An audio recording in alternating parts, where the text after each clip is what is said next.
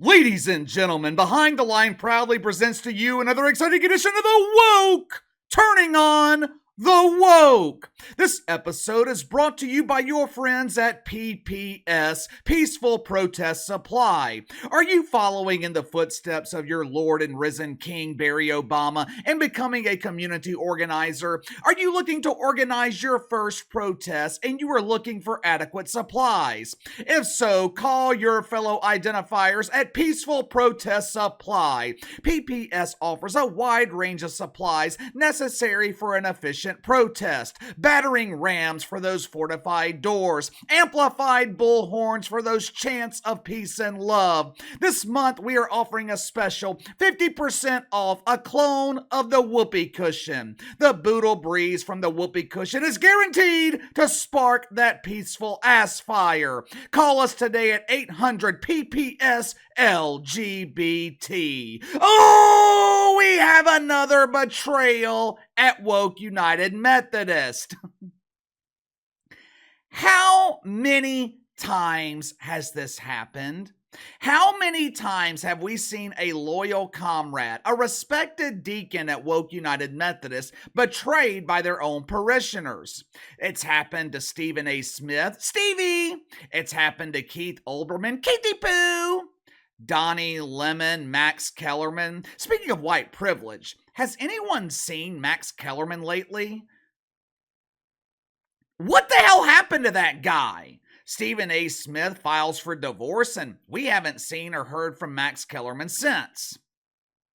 The story, though, the story is always the same. A loyal comrade dedicates his life, or in some cases her life, depending on which gender the comrade is choosing to identify with on that particular day. They dedicate their lives to preaching the good word and spreading the woke faith, and all it takes is one misstep, one mistake, one seemingly minor violation of the woke commandments, and you wake up one Saturday morning or one Friday morning to the distinct sound and the smell of the unbathables protesting outside your front door.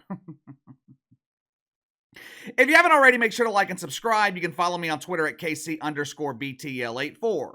4 years ago, in the midst of the summer of woke love, courtesy of their pretend friends at BLM, Jake the Bongo Tapper, he was one of the lead propagandists at CNN. Now sure, he had plenty of help from the former bromance of Don Lemon and Chris Cuomo. Hey, it's me, Chrissy C! The Bongo Tapper had assistance from that anonymous dude who was literally standing in front of a raging fire that was clearly enhanced by powerful Boodle Breeze.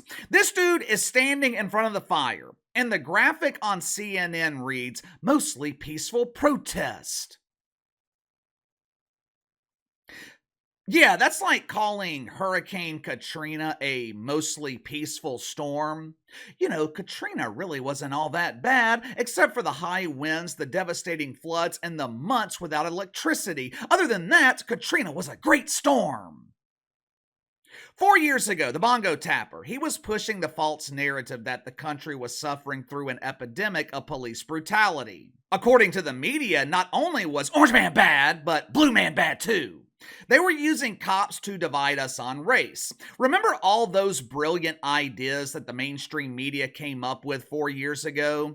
Safe spaces on college campuses where nothing bad can happen to you. Sorry, Rob Robber, you can't take my purse here. I'm standing in the safe space. My personal favorite was the brilliant idea to defund the police. If there's an intruder in your house, don't call the police, call social worker Shanice. Shanice is highly trained in crisis prevention. She's worked extensively with emotional support shovels and has this unique ability to get criminals to open up and share their true feelings. Jake the Bongo Tapper, he was one of the leading voices promoting all of this bullshit. Check out this clip from 4 years ago. Roll the film. It is shocking to see images of police abusing their power against peaceful citizens exercising their constitutional rights. And then to hear officials deny the violence that we saw with our own eyes. On Monday, U.S. Park Police cleared Lafayette Park in front of the White House where mostly peaceful protesters and news media had gathered.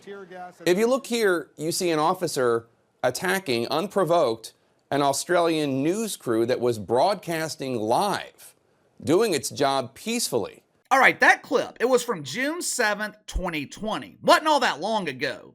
And there is a reason I am showing you that clip.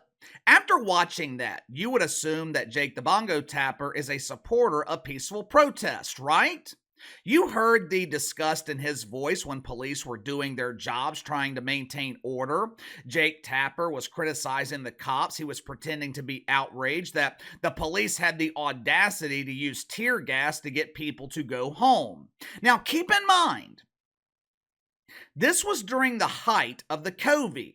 Everything was supposed to be locked down. We were supposed to be following the science and keeping ourselves socially distanced from anything capable of breathing. Apparently, though, the COVID was incapable of being spread at peaceful protest. Protests back then, they were okay, but attending a Major League Baseball game or the NBA playoffs, that was far too dangerous. 4 years ago, Jake Tapper, he was supportive of what he called peaceful protest. With that being the case, I wonder if the Bongo Tapper was supportive of the protests that happened this past weekend. Are you guys familiar with the group Code Pink? The tagline for the group is Women for Peace. Oh, how nice. Code Pink is described as a left-wing anti-war group.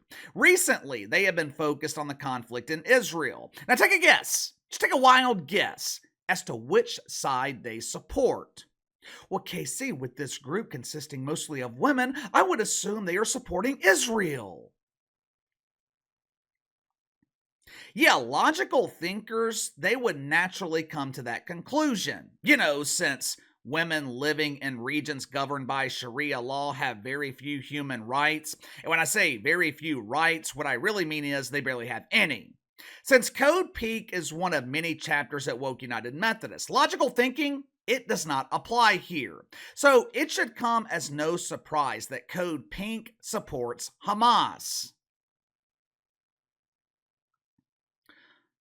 How can a group that claims to be anti-war, how can a group that promotes anti-violence support an organization whose name literally translates to violence? Hamas is a Hebrew word. Translated to English, it means violence.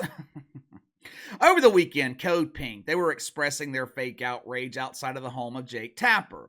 The group, they had filed charges against the Bongo Tapper, accusing him of violating the woke commandments. You see, Jake Tapper, he expressed outrage towards the anti-Semitic protests that were taking place on college campuses a couple of months ago, which shouldn't be all that surprising since Jake Tapper is Jewish. I would imagine he has a real problem with those who possess a strong hatred of Jewish people. Now, to his credit, and I rarely give Jake Tapper credit for anything, but he has been pretty balanced with his reporting of the conflict in Israel. That doesn't mean I agree with all of his reporting, but he's been more balanced than he usually is. He has covered the devastation in Gaza, but he's also called out the anti-Semitism. But groups like Code Pink, they're not looking for balanced reporting. They are looking for biased reporting. Over the weekend, Code Pink, they expressed their fake outrage to Jake Tapper over his refusal to follow their narrative. Watch for yourself. Negligent, pathetic, complicit, cowardly, lying, and cruel reporters on the CNN team is none other than CNN anchor Jake Tapper. He has spewed endless lies of Israeli propaganda.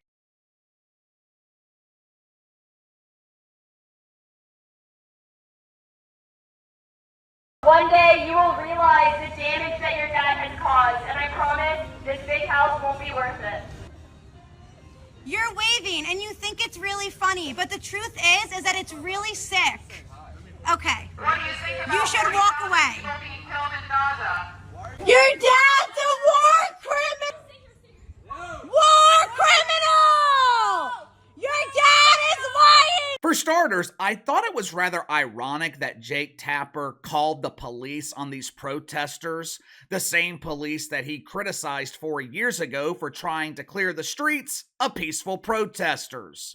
So let me make sure I'm understanding this correctly. Jake Tapper, he is supportive of protest when they are happening in the streets of major cities.